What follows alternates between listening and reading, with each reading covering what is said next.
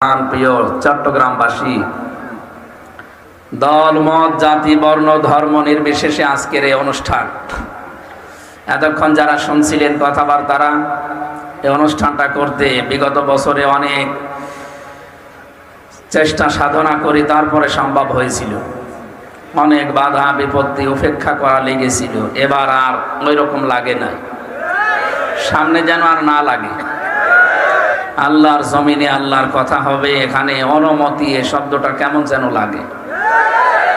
এটা যদি সিঙ্গাপুর হতো, যেখানে 100 জনের 95 জন অমুসলিম, তাহলে মেনে নিতাম।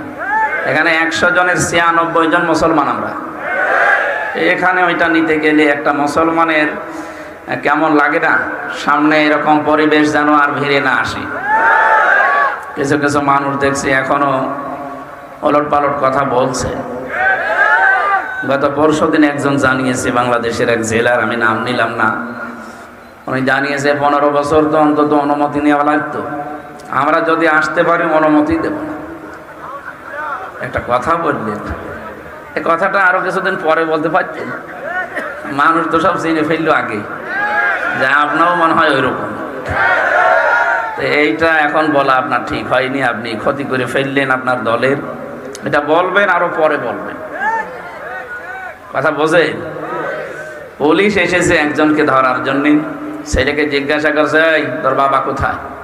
বলছে খাটের নিচে বলি আছে, বলবো না। তো আর বলা লাগে তো সব বলেই দিয়েছে। আপনি যা করলেন, এদেশের জনগণ তো আপনাকেও বুঝে ফেলেছে যে আপনি কি করবেন। এই জন্য বলছিলাম যে এটা এখনই বলা ঠিক হয়নি, আরো অন্তত চেয়ারে বসে বলতে পারতেন, তাহলে একটু ভালো হতো। কারণ এরকম কিছু করবেন আমরা টের পাচ্ছি। যারা এই কথা বলতে পারে যে কোরআনে রাজনৈতিক কোনো কথা নেই, তারা এই কাজ করবে। কি এই কাজ করবে না? এই জন্য এরকম ক্যান্সার গুলো আমার মনে হয় ওরাও একটা মাজলুম দল, এই ক্যান্সার গুলো বাদ দেওয়া দরকার। যারা ডানপন্থী আছে, শহীদ রাষ্ট্রপতি জিয়াউর রহমান, আল্লাহ তাকে জান্নাতুল ফেরদাউস নসিব করুন। যে হাজিদের জন্য আরাফাতে যে কাজটা করেছে,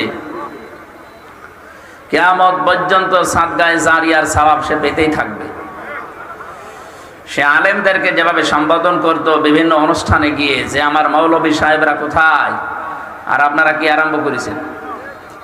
সুতরাং মাজলুম দলের বদনাম হয় এমন কোনো কাজ আপনার দ্বারা আমরা আশা করি না। এমনকি যারা সর্বোচ্চ দায়িত্বে আছে তারাও এটা চায় না। এগুলো যারা করছেন আমরা আশা করব আপনারা থামবেন। আমার ইঙ্গিত টের পেয়েছেন কারা? হাত তোলেন তো। এই থাক থাক, ঠিক আছে, আলহামদুলিল্লাহ। সুতরাং এই অনুষ্ঠানটা শুধু মুসলমানদের জন্য না, এটা দল মত নির্বিশেষে সবার জন্য। কোরআন আমাদের সবার জন্য না, এমনকি শুধু মুসলমান দাবি করবে তারাও এখানে আসবে না। হাদা বায়ানুল লিন্নাস, মানুষ পদবাচ্চে যারা বিবেচিত তাদের জন্য এখানে বর্ণনা আছে। আর আমরা সেই হিসাবে কথা বলবো ইনশাআল্লাহ। যে আল্লাহ আমাদেরকে এখানে নিয়ে আসলেন রাতের বেলা, খুশি হয়ে বলেন তো আলহামদুলিল্লাহ।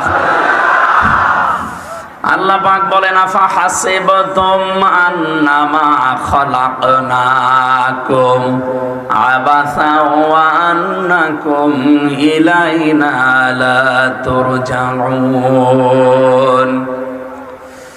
যে সূরা থেকে আমরা তাফসীর করব বলছিলাম, সূরা মুমিনুন এর 115 নম্বর আয়াত। আল্লাহ পাক বলেন, তোমরা কি মনে করো বা এটা কি ভাবো যে আমি তোমাদেরকে অনর্থক বানিয়েছি, এমনি এমনি সৃষ্টি করেছি? না, আমার একটা উদ্দেশ্য আছে তোমাদের পেছনে। তোমরা যাই মনে করো না কেন, এইটাও মনে করবা যে তোমাদের কিন্তু আমার কাছে ফিরে আসা লাগবে। ওয়া আন্নাকুম ইলাইনা লা তুরজাউন, আমার কাছে কিন্তু ফিরে আসা লাগবে। সুতরাং এখানে যারা আছি, আপনি যাই মনে করেন, ফিরে একদিন যাওয়াই লাগবে। যাওয়া লাগবে না? ফামান যুহজিহা আনিন নার ওয়া উদখিলাল জান্নাতা ফাকাদ ফাজ। মানুষের জীবন ওইটাই সফল যাকে আল্লাহ আস্তে আস্তে জাহান্নামের কাজগুলো ছেড়ে দেওয়ার তৌফিক দেয়, আর জান্নাতের কাজগুলোতে আস্তে আস্তে অগ্রসর করে দেয়। দ্বিতীয় অর্থ হচ্ছে, ওই লোকটার জীবন সফল, আল্লাহ যাকে জাহান্নামের আগুন থেকে মুক্ত করে জান্নাতবাসী বলে ঘোষণা দিয়ে দেবেন। এই আয়াতের অর্থ বললাম কয়টা? এই দুনিয়ার হিসাবে আপনি যখন আস্তে আস্তে জাহান্নামের কাজগুলো ছেড়ে দিতে পারবেন, আগে ঘুষ খেতেন এখন আর খান না, এরকম মানুষ নেই? এই যে পুলিশগুলো আসলো, এনারা হয়তো এরকম না, অনেক পুলিশ আছে, কি নেই? না থাকলে 15.5 বছরে শয়তান টিকে থাকলো কি করি? অবশ্যই ছিল, এনারা না, এরকম ছিল অনেক। আমরা ওই সমস্ত কোলাঙ্গার অফিসারগুলোর শাস্তি দাবি করছি, যারা আলেমদের মাথায় দড়ি দিয়ে আবার খিলখিল করে হাসতো। আমি নিজে দেখেছি আমার মাথায় দড়ি বাঁধার সময় হাসতেছে, তার মানে ও দড়ি বেঁধে আনন্দে আছে। আপনি এই মানুষগুলোকে বলেন তো, এখানে যারা আছে এদের চাকরি ছেড়ে দেবে, তাও আলেমের মাথায় দড়ি দেবে না। আর একটু জোরে বলেন, অন্তত ওনারা তো খুশি হোক না, ওনারা আসলেও ঠিক আছে। প্রশাসনের ওপরে এখনো বাংলাদেশের মানুষ যে বিলা হয়ে আছে, এখনো রাগ করে আছে, কিছু কারণ তো আছে, এটা আস্তে আস্তে মেটানো লাগবে, ওনাদেরকে মেটাতে হবে। এই কিছু জালেম এবং জালেমদের দোসর এই কোলাঙ্গার অফিসারদের কারণে পুরা প্রশাসনটা আজ জাতির বিরুদ্ধে। এখনো পর্যন্ত এদের মন পাওয়া যাচ্ছে না, জাতির মন যে জয় করবে, অথচ ওনারা সেবক। ওনার যে কাজ করে 24 ঘন্টা ওনাদের ডিউটি। বাংলাদেশে একটাই বিভাগ আছে যেখানে ডিউটির শেষ নেই। আমরা অন্যান্য বিভাগে দেখেছি মাত্র 8 ঘন্টা ডিউটি করা লাগে, আর এনাদের ডিউটি 24 ঘন্টা। আমরা জানি যে 2টা চোখ জাহান্নামের আগুনে জ্বলবে না, তার ভেতরে যারা জনগণকে সীমানা পাহারা দেয় মানুষকে, আর যারা জাহান্নামের আগুনের ভয়ে রাতে উঠে কাঁদে, তার ভেতরে ওনাদের একটা চোখ মানুষকে পাহারা দেওয়ার জন্য। এই যে রাত 12টা 1টায় বাড়ি যাওয়া লাগবে কুষ্টিয়ায়, দেখবেন রাস্তার পাশে দাঁড়িয়ে আছে, চাতক পাখির মতো চেয়ে আছে। এই জন্য ওই মানুষগুলোর পুরা দায়িত্ব ইবাদত হিসাবে গণ্য হবে, ওদের চোখ আল্লাহ জাহান্নামে দেবে না। কিন্তু ঘুষ খেলে আবার সমস্যা, এটা আবার খাওয়া যাবে না। সুতরাং আগে যারা এগুলো খেতেন এখন ছেড়ে দিয়েছেন, এখন ভালো লাইনে আপনি আছেন, মনে করবেন আল্লাহ আপনাকে জান্নাতের কাজের দিকে এগিয়ে দিচ্ছেন। আমাল হায়াতুদ দুনিয়া ইল্লা মাতাউল গুরুর। পৃথিবীর এই জমিনটা পুরা ধোঁকা, দুনিয়ার জীবনটা কি? আল্লাহ বলছেন মাতাউল গুরুর, পুরাটা ধোঁকা। এটা আমি 3 বছর ফাঁসির কন্ডেম সেলের ভেতরে থাকা অবস্থায় হালকা টের পেয়েছিলাম যে পুরাটা আসলেও ধোঁকা। বউ বলেন, মা বাবা বলেন, ছেলে মেয়ে বলেন, যাই বলেন, দুনিয়ার সব ধোঁকা। মাঝে মাঝে এই চিন্তা আসতো, তাই তো এটা আসলেও ধোঁকা। কারণ ওখানে এত অসহায় লাগে নিজেকে। চট্টগ্রামবাসী, আমি আমার নিজের থেকে বলছি, ধোঁকা এই কারণে বললাম, আজকের শাহাদত সাহেবের যে বাড়িতে ছিলাম, বিশাল সুন্দর বাড়িটা, যদিও পুরাতন। এখন উনি 100 বছর পরে যদি এই বাড়িতে এসে বলে যে এই ভিটা আমার বাবার, এখানে আমি বসবাস করতাম, 100 বছর পরে আসলে এখানে যারা বাস করবে তারা ওনারে চিনবে? চিনবে না। আমার বাবার নাম রিয়াজউদ্দিন, তার বাবার নাম জাহান আলী, তার বাবার নাম নমাজ আলী, এরপরে আমি আর চিনি না। হ্যাঁ, এরপরে আমি আর চিনি না, আর আমার জানারও দরকার নেই। এখন অথচ আমার এই নমাজ আলী সাহেব মাত্র 61 বছর আগে মারা গেছে। কত বছর? এই লোকটা যদি এখন ফিরে আসে কুষ্টিয়ায়, বলে এই 2 তলা বাড়ি আমার, এটা আমি বানিয়েছিলাম, এই ভিটা আমার, বলেন তো ওর দাঁত মুখ খুলে ফেলবো না? ইয়ার কি মারেন আপনি? হ্যাঁ, কিসের নমাজ আলী আপনি?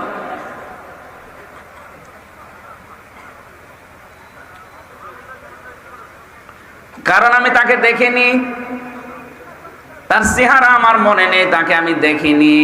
এই বয়সে যদি এখন আমার কুষ্টিয়ায় উনি আসে, এখন না, এখন আসলে হয়তো কিছু মুরব্বী তাকে চিনবে, আর সর্বোচ্চ 30-40 বছর পর আসলে ওনার বয়সে আর কেউ নেই, ওনাকে দেখার মতো আর এই দুনিয়ায় কেউ থাকবে না। ওই লোকটা এসে কুষ্টিয়ার বাড়ি দাবি করলেও হবে না, ওকে আমার মনে হয় এলাকায়ও থাকতে দেব না। কি মনে মনে ভাববো যে সকালবেলা আবার লোকজন নিয়ে এসে বাড়ির ভাগ যাবে, তখন বলা হবে যে আপনার যদি জায়গা না হয় তাহলে মসজিদের বারান্দায় থাকেন, সকালবেলা কুষ্টিয়া পার হয়ে চলে যাবেন, এ জেলায় থাকবেন না। এটা দুনিয়া, এটা কি? কথা বোঝেন আমার? আমরা এরকম একটা জায়গায় আছি। সুতরাং এই পৃথিবীতে মানুষের জীবনের সফলতা বিফলতা নির্ভর করছে যেটার উপরে আমরা সেই সংক্রান্ত কথাগুলো আজকে শোনার জন্য বসেছি। আমরা তেলাওয়াতও করেছি ওই রকম একটা আয়াত। সুতরাং আমাদের জীবন যেন ধোঁকায় পড়ে নষ্ট হয়ে না যায়, আমরা যেন সফল হতে পারি, জাহান্নামের আগুন থেকে মুক্ত হয়ে যেন জান্নাতের সর্বোচ্চ যে মাকাম আছে ওই মাকামে পৌঁছাতে পারি, বলে না আমি। যেহেতু সর্বোচ্চ জান্নাতের নাম হচ্ছে জান্নাতুল ফেরদাউস, ওইটার আলোচনা আজকে হবে ইনশাআল্লাহ। দরুদ আর সালাম পড়ছি আমাদের নবী মুহাম্মদুর রাসূলুল্লাহ সাল্লাল্লাহু আলাইহি ওয়াসাল্লামের প্রতি। আপনি দেখেন এই যে কোরআনে কারিমের যে আয়াত পড়লাম, কাদ আফলাহাল মুমিনুন, এই আয়াতটা পড়তে হলে যে সমস্ত অক্ষরগুলো লাগে, কোরআন পড়তে হলে অক্ষর লাগে কয়টা? এ কোন এলাকায় আসলাম আমি? কয়টা অক্ষর লাগে? 29টা। আপনি প্রতিটি অক্ষরে দেখবেন আমাদের নবীর বর্ণনা আল্লাহ নিজে দিয়েছেন। আপনি যেখানেই দেখবেন প্রথমে আলিফ, আলিফ দিয়ে আল্লাহ আমার নবীকে ডাক দিয়েছেন আহমদ। আহমদ নেই কোরআনে? তার মানে প্রশংসিত আমার নবী। বা দিয়ে আল্লাহ পাক আমার নবীকে ডাক দিয়েছেন বাশির, বিশ্ব নবী ছিলেন সুসংবাদদাতা। তা দিয়ে আমার নবীকে আল্লাহ ডাক দিয়েছেন মুত্তাকি, আমার নবী পরহেজগার ছিলেন। সা দিয়ে আমার নবীকে আল্লাহ ডাক দিয়েছেন মুদ্দাসসির, কম্বলওয়ালা। জিম দিয়ে আমার নবীকে আল্লাহ ডাক দিয়েছেন জামিল, তিনি সুন্দর ছিলেন। হা দিয়ে আল্লাহ ডাক দিয়েছেন আমার নবী হামিম, তিনি অন্তরঙ্গ বন্ধু ছিলেন। খ দিয়ে আমার নবীকে আল্লাহ ডাক দিয়েছেন খাতামান নাবিয়্যিন, তিনি শেষ নবী। তিনি কি? আপনি একটা একটা করে এভাবে যাবেন, সর্বশেষ অক্ষরে বিশ্ব নবীকে আল্লাহ ডাক দিয়েছেন ইয়াসিন, হে নেতা। হে কি? নেতা। ইয়া হরফে নেতা, সিন মানে সাজ্জেদ, সাজ্জেদের বাংলা অর্থ নেতা। আল্লাহ যেহেতু তাকে নাম ধরে ডাক দিলেন হে নেতা, এটা শুধু দুনিয়ার বিষয় না, রাজনৈতিকভাবে এখানে বিভিন্ন দলের লোক আমরা আছি, আমিও জানি। তো নবীজিকে আল্লাহ যেহেতু নেতা বলে ডাক দিয়েছেন, আজকে যাদের নেতা ঠিক নেই এই মুহূর্তে তাকে ঠিক করা লাগবে। আপনি কি রাগ করলেন? কেন বললাম এটা জানেন? সূরা হুদ 12 নাম্বার পারা 12 নাম্বার পৃষ্ঠার প্রথম নাম্বার লাইনের 98 নাম্বার আয়াতে আছে। এই এখানে ওঠে কারা? কিসের কালেকশন? পরে বসেন, আমি সময় দেবো, বসেন। নাকি শেষ করে দেবো এখনই? আপনারা এভাবে করলে তো বুঝবেন না। বাইরে যে বলবেন যে উনি নিয়ে আসলাম তাফসীর শোনার জন্য, রাজনীতি করলো। এটা রাজনীতি না, এটা আসল নীতি। এই নীতি বোঝেন না, এই কারণেই তো বলছেন যে কোরআনে রাজনীতি নেই। 918 জায়গায় আছে কোরআন দিয়ে রাজনীতি করা লাগবে। কয় জায়গায়? 918 জায়গায়। আমার এই ছোট মার মাথায় আছে, আরো যারা বড় বড় মাথা আছে হুজুরের মতো তারা আরো বেশি পাবে। আপনারা নিস্তব্ধ হয়ে যান তো। এই কি গো, বসেন ওখানে, বসেন। নাকি এখানে দুই দিকে দুটো পুলিশ দাঁড় করিয়ে রাখবো? আপনারা ভয় পাচ্ছেন না কেন?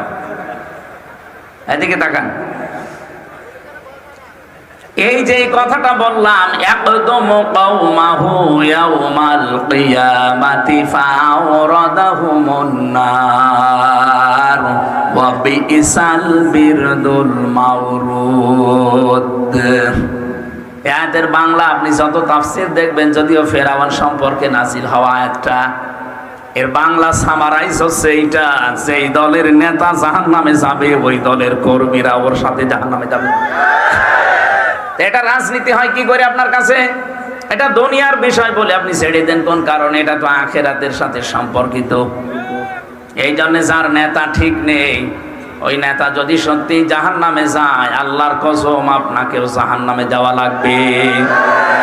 ইয়াউমা তুকাল্লাবু ওয়ুজুহুহুম ফিন্নার, সূরা আহজাবের ভেতরে আল্লাহ জানিয়েছেন কিয়ামতের দিন ওর মুখমণ্ডলকে আগুন দিয়ে ভাঁজ করা হবে, ভাজা হবে। মাছ যেভাবে ভাজে দেখেছেন না, ওভাবে মুখমণ্ডল আল্লাহ আগুন দিয়ে ভাজবে। কাদের? এদের পরবর্তী যতগুলো অংশ দেখবেন সব নেতার কথা। যে মানুষগুলো দুনিয়ায় নেতা ঠিক করতে পারেননি, ওই মানুষগুলোর নেতাকে যেমন ভাজা হবে, কর্মীকেও ভাজা হবে। এটাকে আমি বানিয়ে বলছি। যারা জানে কোরআন পড়তে, তাফসীর পড়তে জিজ্ঞাসা করেন তো। সিন মানে যে সাজ্জেদ, তাফসীরে কাবীরের ভেতরে পাবেন। আল্লামা ফখরুদ্দিন রাজি রহমতুল্লাহ আলাইহি সিনের 5টা অর্থ দিয়েছেন এখানে। সিন মানে সাজ্জেদুল আলামিন, সিন মানে সাজ্জেদুল বাশার, সিন মানে সাজ্জেদুল কাউনাইন, সিন মানে সাজ্জেদুল আম্বিয়া, সিন মানে সাজ্জেদুল মুরসালিন। এক একটা শব্দের ভেতরে লক্ষ লক্ষ কথা আছে। আমার যেহেতু উদ্দেশ্য এটা না, আমার একটা সামনে বিশাল উদ্দেশ্য আছে, আমি ওইদিকে যাচ্ছি, শুধু আমি ইঙ্গিত দিলাম। সুতরাং প্রতিটি অক্ষরে আমাদের নবীর সম্মান মর্যাদা আমার আল্লাহ ব্যাপকভাবে তুলে ধরেছেন। জোরে বলেন সুবহানাল্লাহ। যে কোরআনে কারীম পড়তে গেলে 29টা অক্ষর আপনি জানেন, পড়েন। সেই কোরআন দিয়ে আমরা এবার আলোচনায় আসছি। সূরা মুমিনুন। কোন সূরা? একটা সূরার নাম আছে সূরা মুমিন, আর এটার নাম মুমিনুন। এক বচন আর এটা বহু বচন। রব্বুল আলামিন মুমিনুনের ভেতরে 118টা আয়াত দিয়েছেন, 6টা রুকু আছে। কোরআনে কারীমের 23 নাম্বার সূরা, এটা মক্কায় নাযিল হয়েছে। আমরা তেলাওয়াত করছি, এরপরে তাফসিরে যাচ্ছি। আছেন এদিকে? আছেন না?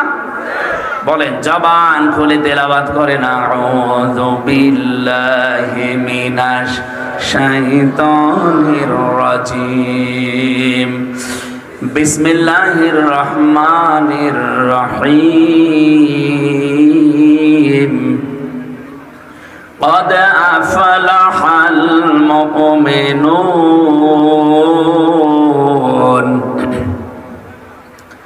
আল্লাহ পাক বলেন কদ, অবশ্যই, আফলাহা ইউফলিহু, এটা মাজি, অতীতের শব্দ, পাস্ট এটা। আল্লাহ জানিয়েছেন অবশ্যই সফল হয়ে গেছে মুমিনুন, যারা মুমিন। কে বলছেন? এখানে আল্লাহ নিজে শব্দ শুরু করার আগেই গ্যারান্টি দিলেন। কদ আরবি গ্রামার অনুযায়ী 13টা অক্ষর কোন শব্দ যদি কোন সেন্টেন্সের আগে আসে, বাংলা অর্থ দাঁড়ায় অবশ্যই, নিশ্চয়, হবেই হবে। তার ভিতরে কদ একটা, কদ, সিন, সাউফা, লাম, এরকম 13টা আছে। এখানে আল্লাহ কোনটা দিয়েছেন বলেন তো? এই ক্লাস চলছে, এটা বলেন। আল্লাহ গ্যারান্টি দিচ্ছেন অবশ্যই, নিশ্চয়, মাস্ট বি, হবেই হবে। সফল হয়েই গেছে, হবে না, হয়ে গেছে। আল মুমিনুন, যারা মুমিন বলে দাবি করে, এই মানুষগুলো সফল হয়ে গেছে। এবার আসেন তো আমরা দেখি আয়াতের প্রথম অর্থ। মুমিনরা যেহেতু সফল হয়েছে, এখন মুমিন কয় প্রকার? হ্যাঁ, মুমিনের প্রকারভেদ নেই। পৃথিবীর প্রত্যেকটা দিক আর বিভাগ দেখবেন শ্রেণী ভাগ করা হয়। এই যে শিরিকের আলোচনায় গেলে আমি শিরিককে ভাগ করেছি তাফসীর থেকে। শিরিক 4 প্রকার হয় প্রধানত। শিরিক বিল জাত, শিরিক বিল সিফাত, শিরিক বিল ইখতিয়ারা, শিরিক বিল হুকুক। এভাবে এই 4 প্রকার আবার আপনি শ্রেণী বিন্যাস করলে পাবেন 8 প্রকার। ওখানে আবার শ্রেণী বিন্যাস করলে পাবেন 12 প্রকার। ওটা ভাগ করলে পাবেন 22 প্রকার। ওইটা আর এক ভাগ করলে 42 প্রকার। ওটা আর এক ভাগ করলে 72 প্রকার। ওটা আবার ভাগ ভাগ করে তাফসীরের ভাষায় দেখবেন 120 প্রকার লেখা আছে। শিরিক কত প্রকার? প্রত্যেকটা জিনিস যেহেতু ভাগ ভাগ করা যায়, মুমিনও ভাগ আছে। একটা কামেল মুমিন আর একটা ফাসেক মুমিন। এদিকে আছেন আপনারা? পরিপূর্ণ মুমিন আর গুনাহগার মুমিন, এই 2 প্রকার মুমিনই সফল। ভালো করে খেয়াল করবেন, 2 প্রকার মুমিনই কি? আরো জোরে বলেন। প্রথম যেটা, ওটা বিনা হিসাবে জান্নাতে চলে যাবে। দ্বিতীয় যেটা, এদের হিসাব দেওয়া লাগবে। এবং এর বাইরে যারা আছে, কিয়ামতের কঠিন ওই ময়দানে আল্লাহ একটা ঘোষণা দিয়ে দেবেন, ওয়ামতাজুল ইয়াউমা আইয়ুহাল মুজরিমুন। ইমাম আবু হানিফা রাহমাতুল্লাহ আলাইহির জীবনীতে দেখলাম তিনি নামাজে দাঁড়িয়েছিলেন, সূরা ইয়াসিন তেলাওয়াত করছিলেন। আর এই আয়াতটা যখন এসেছেন তাহাজ্জুদের নামাজে দাঁড়িয়ে সারা রাত তিনি এই একটা আয়াতই পড়েছিলেন, ওয়ামতাজুল ইয়াউমা আইয়ুহাল মুজরিমুন। আল্লাহ পাক কিয়ামতে ঘোষণা দিয়ে দেবেন, হে হাসরবাসী, এখানে যারা মুজরিম আছে, পাপিষ্ট আছো, আমার নেককার বান্দাদের থেকে তোমরা আলাদা হয়ে যাও। আজ তো সবাই এক জায়গায় বসতে পেরেছি, হয়তো কেউ নিষেধও করে না, উঠেও যেতে বলে না।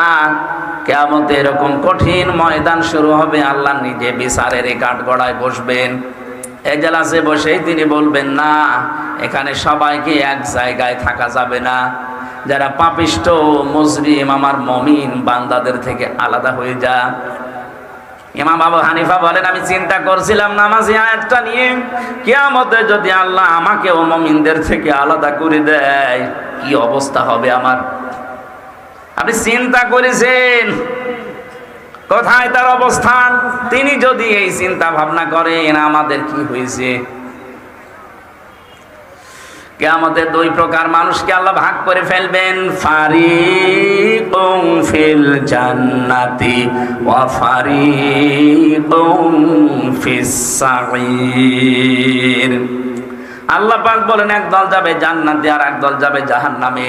এই জান্নাতের ভেতরে যে দুই দল আছে, একটা কামেল মুমিন আর একটা গুনাহগার মুমিন। তো কাফের যারা বাকি যা আছে সব, এই পৃথিবীতে এখন প্রায় 4,500 ধর্মের লোক আছে। কত বলেন বলেন? 4,500 ধর্মের লোক বাস করে এই দুনিয়ায়। 257টা রাষ্ট্র আছে, তার ভেতরে বাংলাদেশ একটা। সব মিলে প্রায় 810 কোটির উপরে আমরা মানুষ আছি। 210 কোটি আমরা মুসলিম, বাকিগুলো সব অন্য ধর্মের। এই মুসলিমদের ভেতরে যারা কামেল, তারা আজকের এই তেলাওয়াত কিন্তু 11 আয়াতের ভেতরে আপনি দেখবেন তাদের জীবন মিলবে। আর যেই মানুষগুলো ওই যে ফাসেক মুমিন যাদেরকে বলা হয় গুনাহগার, এগুলোর সাথে হয়তো 11টার ভেতরে 4-5টা মিলবে, 2-3টা মিলবে। এখন আমরা দেখি আমরা কোন পর্যায়ে আছি। যারা কামেল মুমিন, এই মানুষগুলো জান্নাতে চলে যাবে, কোনো বিচার নেই, হিসাব নেই। 11টা আয়াতের ভেতরে 7টা গুণ আল্লাহ দিয়েছেন, যদি আপনি অর্জন করতে পারেন। এই জন্যই তো শাহাদত ভাই বলছিলেন যে ফজরের পর থেকে শুরু করবেন না, এখন থেকে। যখন শুনবেন এই জায়গা থেকে আরম্ভ হবে। এই 7টা গুণ 11টা আয়াতের ভেতরে দেওয়া আছে, মাস্ট বি আমরা এখন থেকে মানবই ইনশাআল্লাহ। এক কথা বলো না কেন? কোন হিসাব লাগবে না, বিনা হিসাবে বিনা বিচারে চলে যাবেন জান্নাতে। ফাসেক মুমিন যারা গুনাহগার, এরা হয়তো 2-3টা 4-5টা মানে, তাদের বিচার হবে। আল্লাহ পাক বলেন, ইউআযিবু মাইয়াশা ওয়া ইয়াগফিরু লিমাইয়াশা আল্লাহু আলা কুল্লি শাইইন কাদির। বলেন আল্লাহু আকবার। এদেরকে আমি হয় শাস্তি দেব, নাই মাফ করে দেব, সবকিছুর উপরে আমি আল্লাহরই ক্ষমতা। এবার আসেন আমরা আবার এই পর্যায়ে পড়ে গেলাম নাকি? এই জন্যই তাফসীর মাহফিলে আজকে আপনারা এসেছেন। আমরা দেখব যে আমরা পরিপূর্ণ না আংশিক। কিন্তু সুসংবাদ একটা, পরিপূর্ণ হন আর আংশিক হন, আপনি জান্নাত পাবেন। হয়তো শাস্তি যেটা দেওয়া দরকার এটা পুলসিরাতে দিয়ে দেবে, শাস্তি যেটা দেওয়া দরকার হাসরের ময়দানে দিয়ে দেবে, শাস্তি যেটা দেওয়া দরকার কবরে দিয়ে দেবে, শাস্তি যেটা দেওয়া দরকার আপনাকে হয়তো মিজানের পাল্লার কাছে দিয়ে দেবে। কিন্তু আপনি জাহান্নামে যাবার সময় এই গুনাহগার অবস্থায় যদি জাহান্নামে জানো, আমার আল্লাহ পাক শেষ দয়ায় ডাকতে ডাকতে শেষ পর্যন্ত আপনাকে জান্নাতে পৌঁছিয়ে দেবে। সূরা মরিয়মের 71-72 নাম্বার আয়াতে আছে, ওয়াইম মিনকুম ইল্লা ওয়ারিদুহা। এটা পুলসিরাতের আয়াত। কত নাম্বার আয়াত বললাম? সূরা মারিয়াম 71-72 নাম্বার আয়াত। বাড়ি যে তাফসীর মিলাবেন ফি জিলালিল কোরআনটা মুফাসসিররা সুন্দরভাবে ব্যাখ্যা দিয়েছেন। কিয়ামতের এই জায়গায় আল্লাহ যখন বলবে যা ফুলসিরাত পার হয়ে যা, চলে যা, ওই যে জান্নাত আর নিচে জাহান্নাম। রব্বুল আলামিন বলেন যারা জান্নাতে যাবে ওই মানুষগুলো তো পার হয়ে চলে যাবে, যে মানুষগুলো জান্নাতে যেতে পারবে না ওরা কেটে কেটে পড়বে জাহান্নামে। কেমন এমন চিকন একটা ব্রিজ, নাম বলা হয় ফুলসিরাত ব্রিজ, অথচ ওটা চুলের মতো চিকন, হীরার মতো ধার হবে। আর রব্বুল আলামিন বলেন এই মানুষগুলো জাহান্নামে পড়বে। আফামান হাক্কা আলাইহি কালিমাতুল আযাব আফান্তা তুনকিযু মান ফিন্নার। এই ভালো করে খেয়াল করবেন, আমি গতানুগতিক কথা কিন্তু বলি না, যা বলি ওখান থেকে একটা শিক্ষা নিয়ে আসি। এবার ভাবেন তো কি বললাম, এটা সূরা জুমারে পাবেন 23 নাম্বার পারা 19 নাম্বার পৃষ্ঠার 12 নাম্বার লাইন, 11 নাম্বার লাইনের 20 নাম্বার আয়াতে আছে। আল্লাহ পাক বলেন আমি আফামান হাক্কা আলাইহি কালিমাতুল আযাব, বিচার ফায়সালা করে, বিচার আচার করে আমি আল্লাহ যাকে আমি জাহান্নামে পাঠিয়ে দিয়েছি, হে নবী আপনি কি পারবেন ওই লোকটাকে জাহান্নাম থেকে বের করে নিয়ে আসতে? কাকে বলছেন? নবীকে। কাকে? আফা আনতা, আপনি কি পারবেন তুনকিযু মান ফিন্নার, ওই লোকটাকে আগুন থেকে বের করে নিয়ে আসতে? ইউরিদুনা ইয়াখরুজা ওয়া মা হুম বিখারিজিনা মিনহা ওয়া লাহুম আযাবুম মুকিম। সূরা মায়েদা 6 নাম্বার পারার 13 নাম্বার পৃষ্ঠার 1 নাম্বার লাইনে 37 নাম্বার আয়াতের প্রথম অংশে আছে। আল্লাহ বলেন ওরা চাইবে বের হতে জাহান্নামের আগুন থেকে, কিন্তু আমি ওদেরকে ফিরিয়ে দেব। কে বলছেন? বলেন বলেন। তাহলে এই দেশে একটা কথা আমরা প্রচার করে রেখেছি যে যা করো করো, অসুবিধা নেই, কালেমা যখন একবার পড়েছো জান্নাত একদিন যাবাই। এই আয়াতে এই হাদিসের কথা মানুষ অনেক উদ্বুদ্ধ হয়, এই জন্য অনেকে এমন এমন কাজ করে, শেষে দেখা যায় ঈমানই নেই। কথাগুলো বুঝতেছেন? আপনি জাহান্নামে গেলেন, 10 বছর 50 বছর পরে বের হয়ে চলে আসলেন, আমার কোনো লাভও নেই, ক্ষতিও নেই, আছে? এক কথা বলছেননি না, আমি আবার বলছি, আপনি জাহান্নামে মনে করেন গেলেন, 10 বছর 20 বছর 50 বছর পরে বেরিয়ে চলে আসলেন, আমার কোনো লাভ আছে? কোনো ক্ষতি আছে? কিন্তু আপনি যদি জাহান্নামে যাবার পরে সূরা জুমারের এই 20 নাম্বার আয়াত, সূরা মায়েদার 37 নাম্বার আয়াত, এই আয়াতগুলো যদি আপনাকে কিয়ামতের দিন আল্লাহর বের না করে, তখন আপনার কি হবে? এবার আমার প্রশ্ন হচ্ছে, হ্যাঁ জাহান্নাম থেকে বের হবে কারা আর হবে না কারা, এইটা আমার জানা দরকার। মান ক্বালা লা ইলাহা ইল্লাল্লাহ দাখালাল জান্নাহ, যে ব্যক্তি লা ইলাহা ইল্লাল্লাহ পড়বে সে জান্নাতে যাবে, ঠিক আছে, কিন্তু আপনাকে লা ইলাহা ইল্লাল্লাহ টিকিয়ে রাখা লাগবে না। কথা বলে না কেন? মাছ ধরতে গেলেন আপনি, যার ভেতরে রাখবেন হাড়ি বা খালই বলে, খালই বলেন ডোলা, মাছ আপনি রাখবেন, ওর ভেতরে নিচে দেখবেন ওর ফাঁকা করা আছে, ফুটা ছেড়া, যত মাছ রাখবেন থাকবে। সারা দিন মাছ ধরে মনে করছেন পরিপূর্ণ হয়ে গেছে, বাড়ি যাওয়ার সময় দেখবেন একটাও নেই। আর তো কালেমা পড়েছেন, ঠিক আছে, কালেমা তো একটু টিকিয়ে রাখা লাগবে। কালেমা পড়ে রেখেছেন একবার, আর সারা জীবন করছেন আকাম কোকাম কালেমার বিরুদ্ধে কাজ, আপনার তো কালেমাই নেই। তাই কথা বলে না কেন? এখানে যারা ওযু করে বসে আছেন, কয়টা কারণে ওযু ভেঙে যায় বলেন তো? বলেন না কেন? এই 7 কারণের একটা কারণও যদি পাওয়া যায়, ওই ওযু আর আছে? ওই ওযু দিয়ে নামাজ পড়া যায়? কথা বলেন না কেন? তাহলে ভাঙা ওযু যেমন ওযু না, আপনি ঈমান এনেছেন, ঈমানও কিন্তু 10টা কারণে ভেঙে যায়। ওই ভাঙা ঈমানও ঈমান না। না, আমি আবার রিপিট করছি, আমি তাফসীর থেকে নোট করে এনেছি, এবার আপনি মিলাবেন আপনার ঈমান আছে না ভেঙে গেছে। ওযু করে এসে বসে আছেন, 7 কারণের এক কারণ পেলে যদি আর ওযু না থাকে, ওই ওযু দিয়ে নামাজ পড়লেও যেমন নামাজ হয় না, আপনার ইমান যে আছে না গেছে আপনি এখনো টের পাননি, এবার টের পাবেন। আপনি যে আশা করে বসে আছেন আমি কালেমা তো পড়েছি জান্নাত একদিন যাবো, যাবেন, তাই ইমানটা তো রাখা লাগবে। কয়টা কারণ বললাম? আরো জোরে বলেন।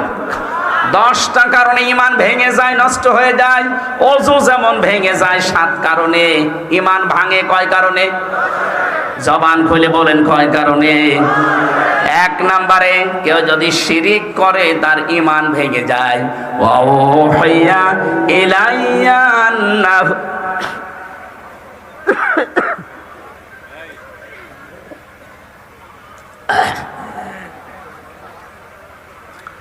এটা সূরা জুমারের 65 নাম্বার। আমি খালি দলিলগুলো বলছি, যেহেতু রেকর্ড হচ্ছে, বাড়ি যে খালি মিলিয়ে নেবেন। সূরা জুমারের 65 নাম্বার আয়াত। এই পৃথিবীতে যত নবীকে আল্লাহ পাঠিয়েছেন এই হুঁশিয়ারি দিয়েছেন, নবীরা তোমাদের সবার উপরে আমার ওহী এইটা যে যা করো শিরিক করবা না। কি করবা না? বলেন বলেন। লা ইয়াহবাতান্না আমালুকা, যদি শিরিক করে কেউ, হে নবী আপনিও যদি শিরিক করেন, লা ইয়াহবাতান্না আমালুকা, লামে তাকিদ নুনে সাকিলা। যারা আরবি গ্রামার বোঝে কত ভয়ঙ্কর শব্দ আল্লাহ সেট করেছেন। লা ইয়াহবাতান্না আমালুকা ওয়ালা তাকুনান্না মিনাল খাসিরিন। কোন মানুষ যদি সত্যি শিরিক করে, হে নবী আপনিও যদি করেন, আমি আল্লাহ কিন্তু গ্যারান্টি দিলাম আপনার আমল রাখবো না, সব নষ্ট করে দেব, আর আপনি ক্ষতিগ্রস্ত হয়ে যাবেন। বলেন নাউজুবিল্লাহ। ক্ষতিগ্রস্ত হয়ে যাবেন, শুধু সাধারণ ভাবে বললেই তো হয়ে যেত। লা ইয়াহবাতান্না যেমন দিয়েছেন, ওয়ালা তাকুনান্না একেবারে শব্দ এক, ওখানেও লামে তাকিদ নুনে সাকিলা, এখানেও লামে তাকিদ নুনে সাকিলা, তার মানে গ্যারান্টি 2টা। আল্লাহ তো এমনি নরমাল ভাবে বললেই আমরা মেনে নিতাম না।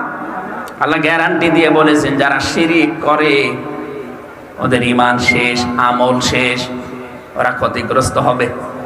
এই জন্য আপনি কালেমা পড়ে বসে আছেন।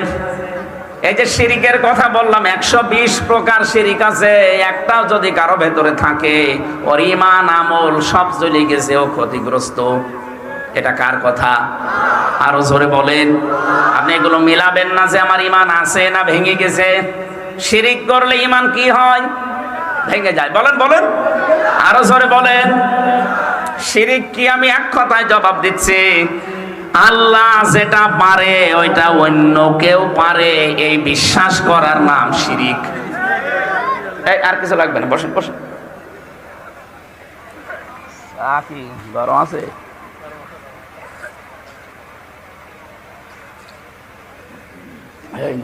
শেষ করো, নষ্ট হয়ে গেল। আর কিছু লাগবে না ভাই, কিছু লাগলে আমি চেয়ে নেবো। বসেন, এখানে বসেন।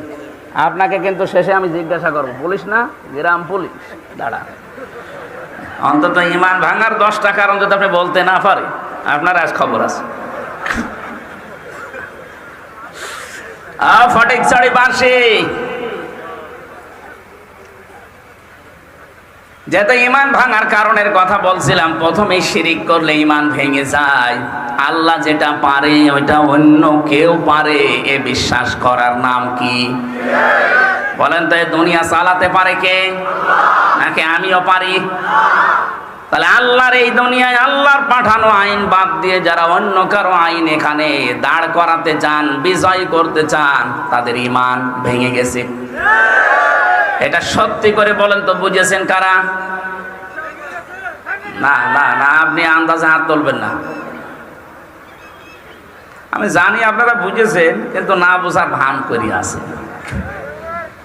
ইনিল হুকমু ইল্লা লিল্লাহ, সূরা ইউসুফের 40 নম্বর আয়াতের মাঝের অংশে আছে আলা লাহুল খালকু ওয়াল আমরু। সূরা আরাফের 154 নম্বর আয়াতের মাঝের অংশে আছে। এরকম 918 জায়গায় পাবেন, ডাইরেক্ট ইনডাইরেক্ট মিলে। কত জায়গায়?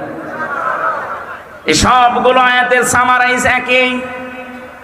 আল্লাহ পাক বলেন সৃষ্টি আমার, বিধানও আমার চলবে। সুতরাং এই দেশে আমরা যারা নিজেদেরকে মনে করি আমার ঈমান আছে, কই আমি তো দেখি না। আপনার ঈমান যে কখন ভেঙে গেছে আপনি নিজেও টের পাননি। বায়ু বের হলে যেমন ওযু ভেঙে যায়, অনেকে মনে করে না অসুবিধা নেই। এই কথা বলেন, আপনি অজু করে আসলেন, বায়ু বের হয়ে গেছে, এখন যদি মনে করেন না অতটুকু আর কি অসুবিধা নেই, অতটুকু আর আমার অজু ভাঙবে না, আপনি এখানে আল্লাহর পাঠানো আইন বাদ দিয়ে অন্য কারো আইন এখানে দাঁড় করাতে চান, বিজয় করতে চান, কায়েম করতে চান, আপনি বিশ্বাস করেন আপনার ঈমান ভেঙে গেছে। এই হিসাবে বলেন তো, এই দেশে ৯৬% মুসলমান ঈমানদার, এটা কি এখন আর বলা যাচ্ছে? ৫১% তো মেলে না, কথা বলেন না কেন? প্রথম পয়েন্ট অনুযায়ী ৫১% মিলছে না। আমি একটা গল্প শুনেছিলাম যে এক রিকশা চালক বহু কষ্ট করে ১ কেজি মাংস কিনেছে খাসির, বাড়িতে স্ত্রীকে বলছে সুন্দর করে রান্না করো, আমি গোসল করে আসি। আর বউ চিন্তা করে দেখি কেমন হয়েছে, স্বাদ চাকতে চাকতে ও মজা নিতে নিতে ছাতা সবই শেষ হয়ে গেছে। ও যখন গোসল করে এসেছে চিন্তা করছে আমি কি দেব, এখন কি দেব মনে করে তো রান্নাও করেছে, অন্য অন্য বেগুন দিয়েছে, আলু দিয়েছে, মোলা দিয়েছে। লোকটা বলে আসল তরকারি কই? বলছে আপনি কিছু মনে করবেন না, আপনি যখন গোসল করতে গেলেন আমি সুন্দর করে রান্না করে ঢাকনা দিয়ে ঢেকে রেখেছিলাম, পানি আনতে গেলাম কলের উপরে, এসে দেখি দুষ্ট বিড়াল ছিল, সব খেয়ে ফেলেছি। মনে মনে একটু দুঃখ পেয়েছে যে কি করলাম, খাওয়া দাওয়া মোলা দিয়ে আলু দিয়ে করেছে, পাশে দেখে সেই বিড়াল চেপে ধরেছে, ৪ হাত পা টাইট করে বেঁধেছে। ডাক দিয়ে বলে বউ দাড়ি পাল্লা নিয়ে আস। দাড়ি পাল্লা এনে ওজন দিয়ে দেখে ১ কেজি। বউ এটা যদি বিড়াল হয় তাহলে সে মাংস কই? তুমি যে বলো ১ কেজি মাংস খেয়েছে, তাহলে তো এর ওজন হবে ২ কেজি। বিড়ালের ১ কেজি আর ১ কেজি মাংস খেলে কয় কেজি হবে? তাহলে এইটা যদি মাংস হয় তাহলে সে বিড়াল কই? এই দেশে আমরা ৯৬% মুসলমানের সব জগা খেচুড়ি, কথা বলে না কেন? বদরের ময়দানের মতো ৩১৩ জন যদি দেশে তৈরি হয়, কেউ আমাদের দিকে চোখ তুলে তাকাতে পারবে না।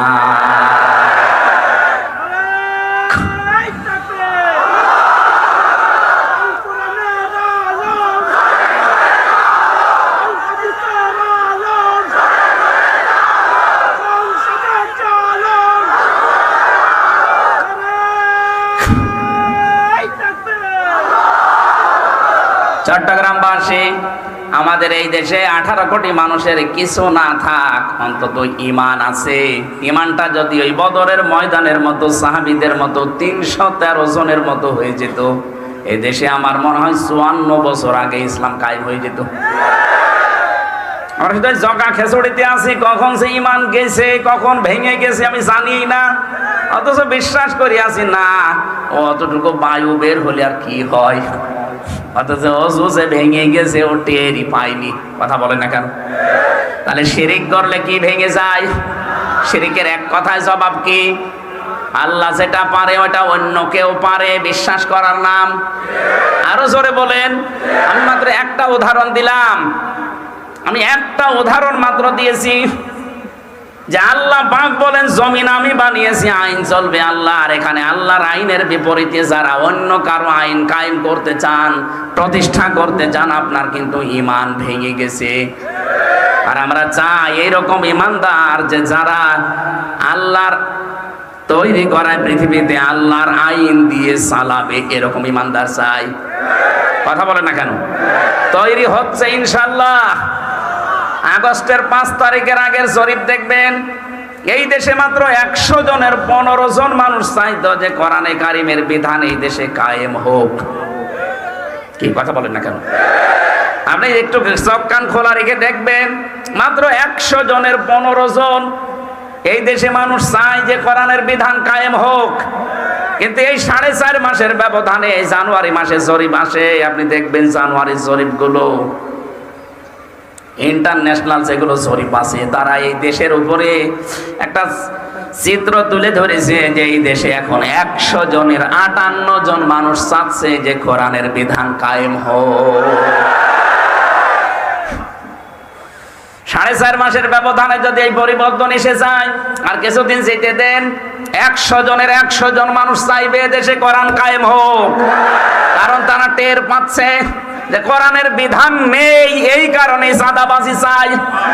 কোরআনের বিধান নেই, এই জন্যই মেয়ে লোককে বেপরদায় চলতে দেখা যায়। কোরআনের বিধান থাকলে মুসলিম মেয়েদের আপনি বোরকা ছাড়া দেখতে পাবেন না। কথা বলেন না কেন? সাদা কিসের সাদা? আমির জামাত ডাক্তার শফিকুর রহমান হাফিজাহুল্লাহ ঘোষণা দিয়েছেন, ইসলাম যদি এদেশে আসে তার পরের দিন আমরা যে কাজ করব, সাদাবাজি বন্ধ করব। মানুষ এখন সব ধর্মের মানুষই টের পাচ্ছে, তাই তো এইটাই তো আসল কথা। তাহলে ইসলাম এইটাই দরকার, কারণ 54 বছর আমরা দেখেছি বিভিন্ন মানুষের শাসন, সাদাবাজি বন্ধ করতে পারেনি। আমি অনেক হিন্দুর সাথেও কথা বলে দেখেছি, তারা বলছে এবার দেখি না, ইসলাম একটু আসুক না, দেখি সাদাবাজি আসলে বন্ধ হয় কিনা। আর আমি গ্যারান্টি দিলাম বন্ধ হবে। কি বন্ধ হবে না? এই জন্য অনেকের মাথা খারাপ হয়ে গেছে। কিশোরগঞ্জের এক ফজু পাগলা আছে, ফজলুর রহমান ফজু পাগলা, এখন মাথা খারাপ হয়ে গেছে। ছাত্রলীগের সভাপতি ছিল আগে, নমিনেশন দেয়নি হাসিনা, এই জন্য পরিবর্তন হয়ে এসেছে অন্য এক দলে। এসে ওর মাথা খারাপ, এখন বলছে না এ দেশে ইসলামপন্থী যারা আছে ওরা 10%-এর বেশি ভোট পাবে না। আরে ভাই, 15.5 বছরে ভোট হয়েছে যে ভোট পাবে? আপনি ভোট দিয়ে দেখেন। হিন্দু পর্যন্ত এখন যা বলছে আপনি দেখছেন না, মাথা কি এমনি খারাপ হয়ে গেছে। আমি আগে পয়েন্টগুলো শেষ করি, কথা বুঝতেছেন আপনারা? ঈমান ভেঙে যায় কয় কারণে? 2 নম্বরে কেউ যদি কুফরি করে, কুফরি মানে ঢেকে রাখা। এই যে এখানে যারা চাষ করে খান, কৃষক, এদের আরবিতে কিন্তু কাফের বলে। কি চাষ করে খায় এদের কি বলে? কেন? কারণ এরা এই যে বীজ মাটির নিচে ঢেকে রাখে না, এই কারণে এদের কাফের বলা হয়। ইসলামের কোন বিধান কেউ যদি জানার পরেও গোপন করে রাখে, চেপে রাখে, সেও এক প্রকার কাফের। তার ঈমান আছে না গেছে? 3 নম্বরে পেয়েছি যারা নেফাক, সব ধর্মকে যারা সমান মনে করে। এটা এখন কিন্তু এই কয়েকদিন ধরে চলছে। সব ধর্মকে তারা সমান মনে করে, বলে আমরা উদার। এত উদার তুমি? আল্লাহর চাইতে উদার। আল্লাহ বলেন ইন্নাদ-দীনা ইনদাল্লাহিল ইসলাম, আমার কাছে মনোনীত একটাই ধর্ম, তার নাম কি? ইসলাম বাদ দিয়ে পৃথিবীর 4,500 ধর্মের কোনো দাম নেই আল্লাহর কাছে। আর আপনি বলেন না সব ধর্ম সমান, আপনার ঈমান আছে না ভেঙে গেছে? ভেঙে গেছে। 4 নম্বরে যারা নবী ছাড়া অন্য কারো আদর্শ ভালো মনে করে, এদেশে নেই। আপনি যে বলছেন মান ক্বালা লা ইলাহা ইল্লাল্লাহ দাখালাল জান্নাহ, কালেমা পড়েছি জান্নাত যাবেন, ঠিক আছে, কালেমা আছে। যারা নবী ছাড়া অন্য কারো আদর্শকে ভালো মনে করে, তার ঈমান তো ভেঙে গেছে। কথা বলেন না কেন? খুবই গুরুত্বপূর্ণ বিষয় বলছি, যারা শিক্ষিত মানুষ তারা টের পাচ্ছে। খুব খেয়াল করে শোনেন, এটা রেকর্ড হচ্ছে, সারা দেশে কাল যাবে। 5 নম্বরে পেয়েছি যারা আল্লাহর বিধানকে ভালো মনে করে না। কত মানুষ এই দেশে এখন জানান দিয়েই দিয়েছে যে আমরা শরিয়া আইনে বিশ্বাস করি না। বলেন তো তার ঈমান আছে না গেছে? এটাকে আপনি জোর করে দাবি করবেন? এই পয়েন্টগুলোর সাথে মিলা লাগবে। আমি বানিয়ে লিখেছি, সবগুলো তাফসীর থেকে তোলা। যারা আল্লাহর আইনকে, বিধানকে যাদের কাছে ভালো লাগে না, অন্য আইন যাদের কাছে ভালো লাগে, তার ঈমান ভেঙে গেছে। 6 নম্বরে দ্বীনের কোন বিধানকে যারা কটাক্ষ করে। এই যে লোকটা জানিয়েছে যে কোরআনের সাথে রাজনীতির কোনো সম্পর্ক নেই, একটা কটাক্ষ। আপনি কোন কারণে এটা বলতে গেলেন? ওয়ালা তাকফু মা লাইসা লাকা বিহি ইলমুন, যে বিষয়ে জ্ঞান নেই ওই বিষয়ে মুখ খুলবা না। এ ফতোয়া কার? সূরা বানী ইসরাঈলের ভেতরে আছে 37 নাম্বার আয়াতে, যেই কথা জানো না ওই কথা বলবা না। আপনি জানেন না যে 918 জায়গায় আছে রাজনীতি করা লাগবে কোরআন দিয়ে, আর আপনি বললেন না রাজনীতির সাথে কোরআনের সম্পর্ক নেই। আপনার ঈমান আমার মনে হয় এই পয়েন্ট অনুযায়ী নেই। 7 নম্বরে বেশি যারা জাদুকর, এদেশে তো জাদুকর নেই, বিভিন্ন বাস স্ট্যান্ডে আর ট্রেন স্ট্যান্ডে দেখবেন স্টেশনে বসে বসে হাত দেখে সব বলে দেয়। এমন এমন জাদু করে, নবীকে পর্যন্ত ওই জামানায় জাদু করেছিল, এখন অনেকে জাদু করছেন। জাদু করলে আপনার ঈমান কিন্তু ভেঙে যাবে, নষ্ট হয়ে যাবে। 8 নম্বরে পেয়েছে যারা মুসলমানদের বিরুদ্ধে ষড়যন্ত্র করে। এখন চলছে না এটা? কথা বলেন না কেন? এদের তো সব এক হয়ে গিয়েছিলাম আমরা, হঠাৎ করে দাদা বাবুরা কি মাথায় দিয়ে গেল আর আপনি পাগল হয়ে গেলেন। এখন আপনি মুসলমানদের বিরুদ্ধে ষড়যন্ত্র আরম্ভ করেছেন। আপনার কথাবার্তা শুনলে সব কোরআনের বিরুদ্ধে, হাদিসের বিরুদ্ধে, আলেমদের বিরুদ্ধে। আপনি নামতে নামতে এত নিচে নেমে পড়েছেন যে আলেমদেরকে আপনি ধর্ম ব্যবসায়ী বলেন। কথা বলছেন এখন? কথা বলেনি এদেশে একজন? ওর ঈমান নেই, ঈমান ভেঙে গেছে। ভাঙা ওযু দিয়ে যেমন নামাজ হয় না, ওর ওই ভাঙা ঈমান দিয়েও জান্নাতেও যাবে না। ও যদি জান্নাতে যায় তাহলে 8 নাম্বার পয়েন্ট কেটে বাদ দিয়ে দিন। যারা এই কথা বলতে পারে আলেমরা ধর্ম ব্যবসায়ী, আপনি কি এতদিন ছিলেন না তাদের সাথে? কোন কারণে এখন এই কথা বলছেন? আমরা জানি আপনার পেছনে কেউ নাড়াচাড়া দিচ্ছে। দাদারা এসে মনে হয় কিছু ঘোলাপালা দিয়েছে যে অসুবিধা নেই, তোরা আসবি, আমরা তোদের সাথে আছি, তোদের সাথে সম্পর্ক আবার আমাদের ওই কন্যার মতো হবে। আপনাদের সাথে কারো সম্পর্ক ভালো নেই, আমাদের সাথে ভালো হবে কি করে? আফগানিস্তানের সাথে একটা বর্ডার আছে, সম্পর্ক ভালো নেই। পাকিস্তানের সাথে বর্ডার আছে, সম্পর্ক ভালো নেই। মায়ানমারের সাথে বর্ডার আছে, ভালো নেই। চীনের সাথে বর্ডার আছে, ভালো নেই। মালদ্বীপের সাথে বর্ডার আছে, ভালো নেই। নেপালের সাথে আছে, ভালো নেই। ভুটানের সাথে আছে, ভালো নেই। এ দেশের সাথে ভালো ছিল, কন্যা ছিল, ভালো ছিল, কন্যা নেই, ভালো নেই। এখন আবার ওরা কয়েকদিন আগে এসে ঘোষণা দিয়েছে যে এই স্বাভাবিক অবস্থা আবার ফিরবে যদি নির্বাচিত সরকার ক্ষমতায় আসে তাদের সাথে। এই একটা হাওয়া লাগিয়েছে, ওরা মনে করছে কি হনুরে, কি হনুরে। কি আগস্টের 5 তারিখ পেয়েছেন আপনি? দিন পাল্টিয়ে গেছে। এখন এদেশের জনগণ যা চাবে তাই হবে। এক কথা বলুন, কারো ইশারা এদেশে চলবে না ইনশাআল্লাহ। যদি আবার কাউকে জীবন দেওয়া লাগে, জীবন দেওয়ার মতো মানুষ কিন্তু এদেশে আছে। আপনি মনে করছেন নেই? 2732 জন মানুষ যদি জীবন দিতে পারে 24 সালে, এখনো এরকম 2732 জন রেডি হয়ে আছে। দাদাদের কোন মাতব্বরি দেশে চলবে না ইনশাআল্লাহ। কারণ এত মিথ্যা কথা বলা দাদা আমাদের দরকার নেই। আপনি মাইক্রোসফটের রিপোর্ট দেখেন, তাম দুনিয়ায় সবচাইতে বেশি মিথ্যা তথ্য পরিবেশন করে এই ইন্ডিয়া। এত তথ্য মিথ্যা দেয় পৃথিবীতে কোনো রাষ্ট্র নেই, অথচ খ্রিস্টানরা এই রিপোর্ট পাঠিয়েছে। এত মিথ্যা কথা বলেন কোন কারণে? আপনারা আমরা তো প্রতিবেশী না? প্রতিবেশীর নিজেরা ভালো থাকেন, আমাদেরকে ভালো থাকতে দেন। কতগুলো মসজিদ ভাঙলেন এই ভুয়া ধোয়া তুলে। পৃথিবীর মানুষ দেখি মাটির নিচে কেউ গ্যাস পায়, তেল পায়, সোনা পায়, আর ওই কোলাঙ্গাররা শুধু মন্দির পায়। মাটির নিচে খুঁড়লেই নাকি মন্দির, তাও যেখানে সেখানে না, খালি মসজিদের নিচে। ওরা বাবরি মসজিদ ভেঙেছে এই ভুয়া ধোয়া তুলে যে এখানে মন্দির ছিল 1000 বছর আগে। কথা বলছেন না কেন? গতকালকে একটা মসজিদ ভেঙেছে। যারা আল্লাহর ঘর ভেঙে চুরমার করে দিতে পারে, ওরা মুসলমানের বন্ধু হয় কি করে? ওরা সারা বিশ্বে 54 বছর মিথ্যা ছড়িয়েছে যে আমাদের দেশে সাম্প্রদায়িক সম্প্রীতি নেই, এখানে সংখ্যালঘু নির্যাতন হয়। ডাহা মিথ্যা কথা।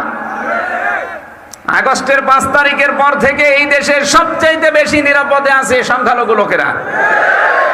আমির জামাত ঘোষণা দেয়নি দেশের সংখ্যালঘু বলে কিছু নেই, মেজরিটি মাইনরিটি কিছু আছে। এদেশে যাই জন্ম নেবে সেই এদেশের বৈধ নাগরিক। কিসের সংখ্যালঘু দাবি করেন আপনি? আপনিও যা, আমিও তা। এ দেশের ওপর আমার যেমন আছে দরদ, অধিকার আপনারও আছে। এই মিথ্যা কথাটা ওরা বিশ্বের মোড়লদেরকে শুনিয়ে শুনিয়ে আমাদেরকে দাবিয়ে রেখেছিল। এখন মোড়লরাও বিশ্বাস করে না, কারণ তারাই রিপোর্ট দিয়েছে এই যে ভয়েস অফ আমেরিকা, তাম দুনিয়ায় এরা বেশি মিথ্যা কথা বলে। এই জন্য আমার মনে হয় আমার সিদ্ধান্ত সরকারেরও এটা হওয়া দরকার যে দাদাদের সাথে কোনো সম্পর্ক আমাদের দরকার নেই।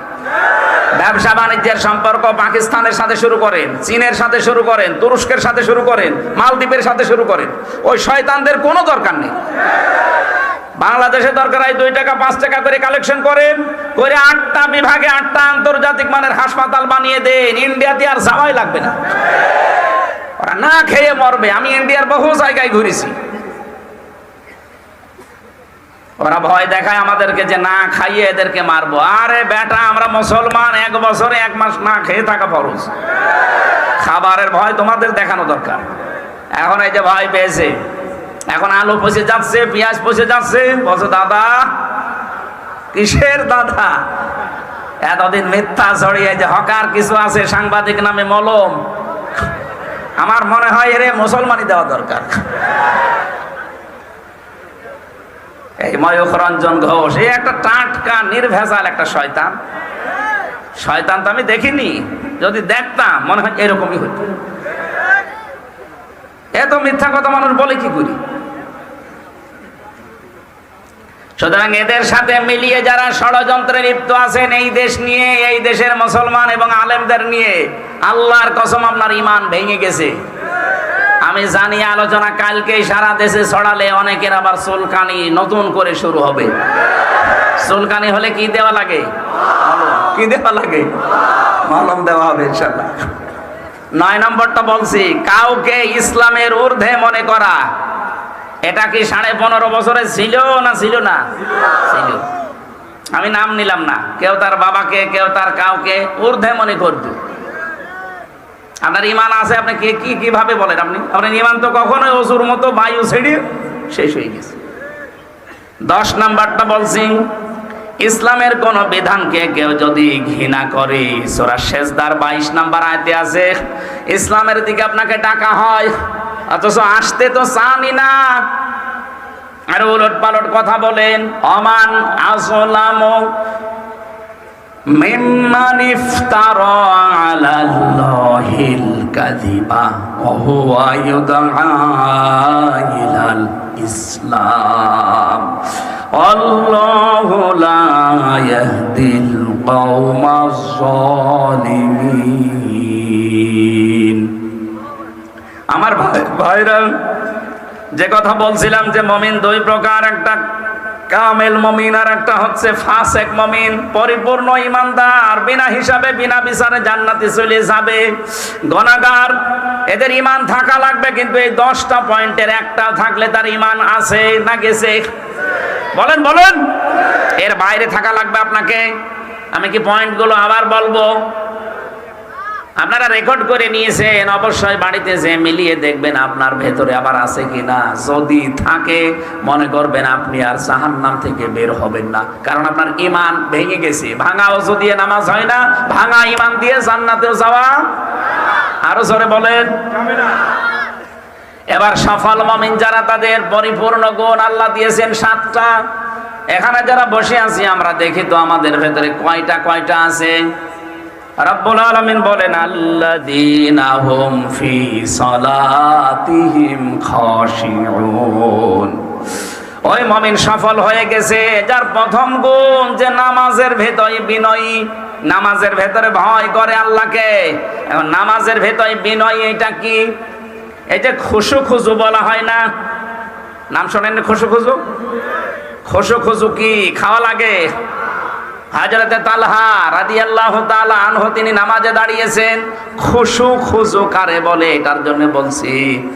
হঠাৎ দেখলেন তার বাচ্চাটা পাশে খেলা করছিল, পাহাড়ি এলাকা থেকে একটা সাপ এসে বাচ্চাটাকে জড়িয়ে ফেলেছে। হযরতে তালহা তিনি নামাজে তেলাওয়াত করছিলেন, এই জন্য ওইদিকে ভ্রুক্ষেপ করেননি। তার স্ত্রী আশপাশ থেকে লোকজন ডাক দিয়ে সাপটাকে মেরে বাচ্চাটাকে বিপদ মুক্ত করে বসে আছে।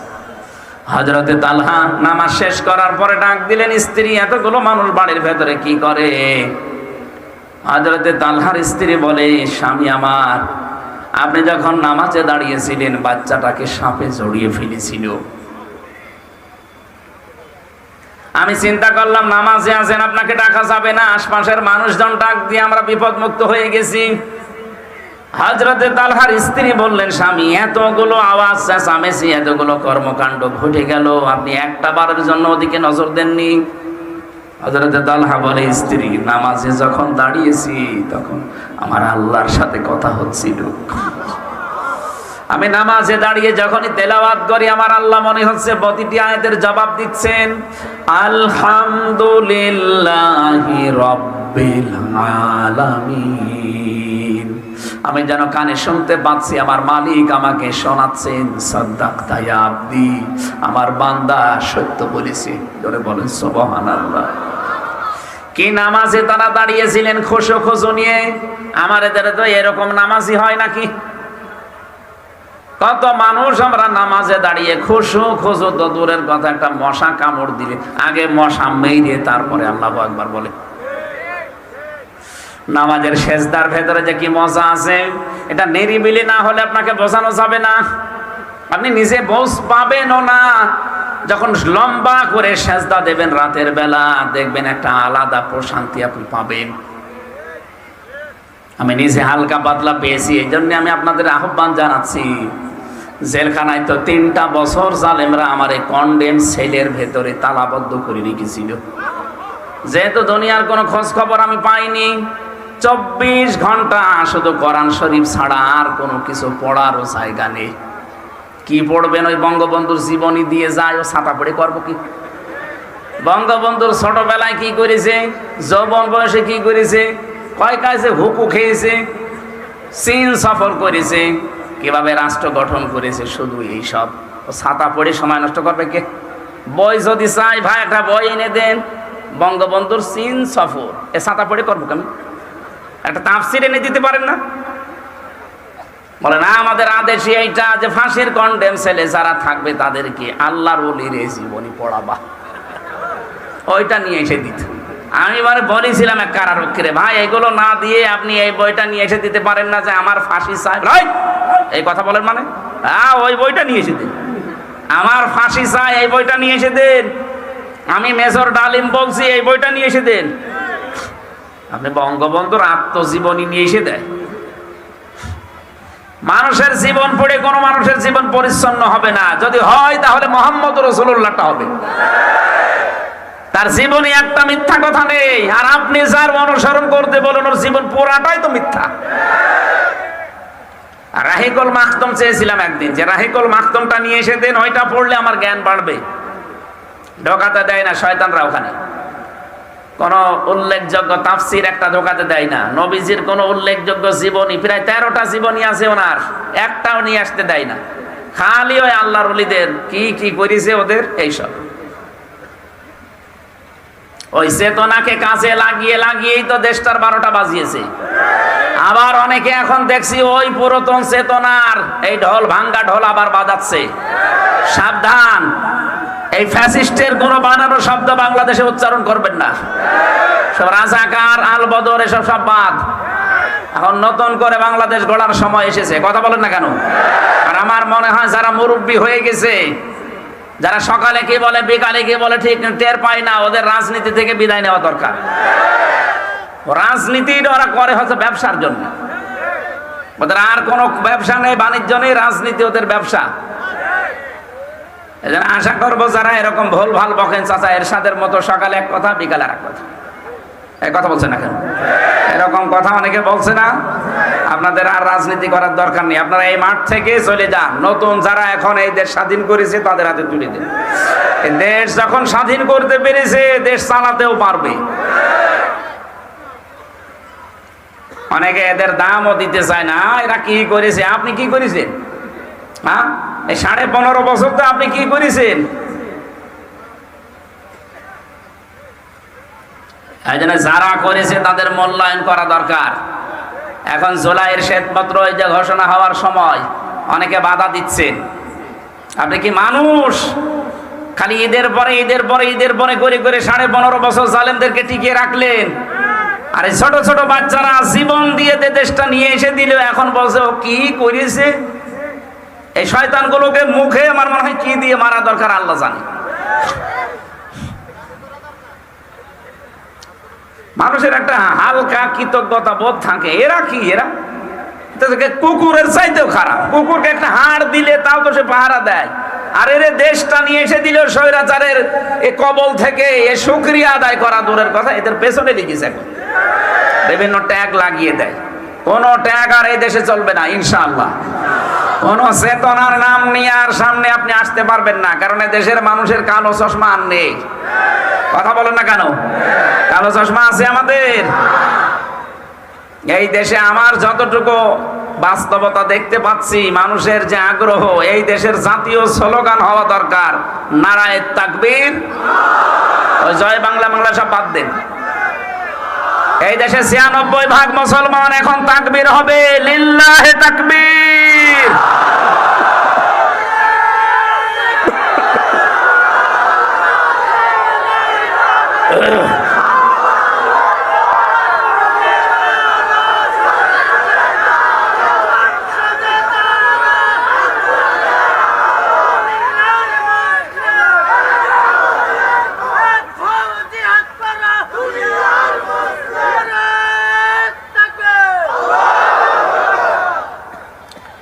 আমার ভাইরা,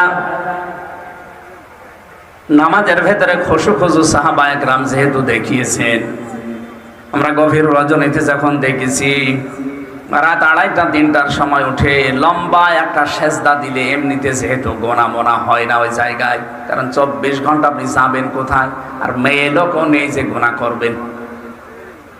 মহিলা যদি না থাকে অনেক গোনা থেকে বেঁচে থাকা যায়। কি কথা বলে না কেন? এরপরে ২ নাম্বার, মোবাইল নেই, আরো গোনা থেকে বেঁচে থাকা যাচ্ছে।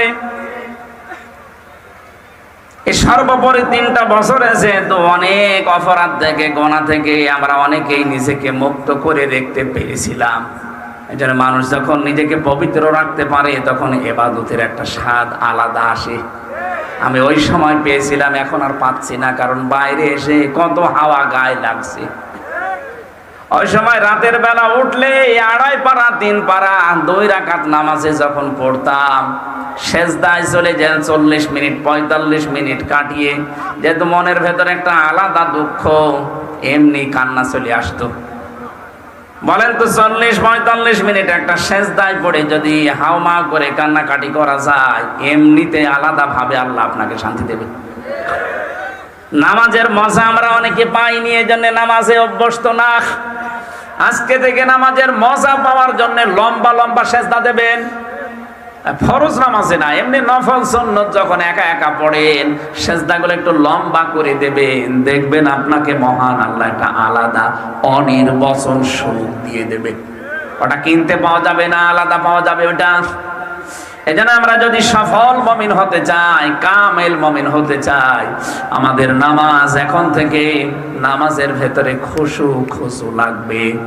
২ নাম্বারে, নামাজে আপনি যা পড়েন ওইটা আপনাকে বোঝা লাগবে। ৩ নাম্বারে, নামাজের ভেতরে যেটা পড়েছেন ওইটা বাস্তব জীবনে যখনই সামনে আসবে, ওইটা আপনি আমল করবেন। আপনি নামাজের ভেতরে দাঁড়িয়ে দাঁড়িয়ে পড়লেন, আরাইতাল্লাযী ইউকাযযিবু বিদ্দীন ফাযালিকাল্লাযী ইয়াদউল ইয়াতীম। আল্লাহ পাক বলেন, ওই মানুষটা কিয়ামত বিশ্বাস করে না যারা এতিমের গলায় ধাক্কা দেয়। হঠাৎ এক এতিম এসে বলছে আমারে খাবার দেন, আপনি আয়াত পড়ছেন ওইটা। এখন যদি বলেন, এই বেটা আমার কোরআন শরীফ পড়ায় ডিস্টার্ব করলি, দূর হয়ে যা, আপনার কোরআন পড়া হয়েছে? আপনি পড়ছিলেন কি? যে ওয়ালা ইয়াহুদ্দু আলা তুআমিল মিসকিন, মিসকিন যদি আসে খাবার দাও, খাবার না থাকলে উদ্বুদ্ধ করো অন্যকে। আর আপনি উদ্বুদ্ধ করা দূরের কথা, কোরআন শরীফ পড়া ডিস্টার্ব হয়, এই ধোয়া তুলে আপনি তাকে তাড়িয়ে দিলেন না। এই জন্য নামাজের ভেতরে খুশু খুশু তৈরি হওয়ার পর যখন বুঝবেন, আর ওইটা যখন নামাজের ভেতর থেকে বাইরে আসার পরে মিলিয়ে মিলিয়ে আমল করবেন, আপনি তখন কামেল মুমিন হওয়ার পথে হাঁটবেন। রব্বুল আলামিন বলেন, আল্লাযীনা হুম আনিল লাগবি মুরিবুন, যারা অনর্থক কথা এবং কাজ থেকে বিরত থাকে। এখানে লাগবন শব্দের ভেতরে আমরা অনেক ব্যাখ্যা পেয়েছি তাফসীরে ইবনে কাসিরে। অনর্থক কোনো কথা, যে কথার কোনো কাজ নেই, মানে নেই, অর্থ নেই, এরকম কথা এবং কাজ থেকে, যেটা দুনিয়া আখিরাতে কোনো উপকার হয় না, এরকম কোনো কাজ থেকে নিজেকে বিরত রাখবে কামেল মুমিন। আজ বাংলাদেশে আল্লাহর আইনের বাইরে যত আইন, এটা যদি প্রতিষ্ঠাও হয়ে যায়, এটা কি আসলে অনর্থক কাজের ভেতরে পড়ে না? ওটা মানুষের অধিকার আর নষ্ট হবে। ওদের ঘোষকটা বলছিল না, আমার হাকামা বিহি আদালা, যারা কোরআনে কারিম দিয়ে বিচার ফায়সালা করবে তারা ন্যায় বিচার কায়েম করতে পারবে। সুতরাং কোরআনের আইন বাদ দিয়ে মানুষের তৈরি করা আইন যারা কায়েম করার জন্য, প্রতিষ্ঠা করার জন্য যারা চেষ্টা চালাচ্ছেন, সময় দিচ্ছেন, অর্থ দিচ্ছেন, কাজ করছেন, সবগুলো লাভবনের ভেতরে পড়বে। আপনি কামেল মুমিন হতে পারবেন না। কামেল হওয়ার জন্য অনর্থকে কাজগুলো ছেড়ে দেওয়া লাগবে। এই যে যারা সেলফি তোলেন, ছবি তোলেন, যে ছবির কোনো কাজ নেই, দুনিয়া আখিরাতে কোনো উপকার নেই, এইটাও লাগবের ভেতরে পড়বে। এই জন্য অনর্থক কিছু করা ঠিক না।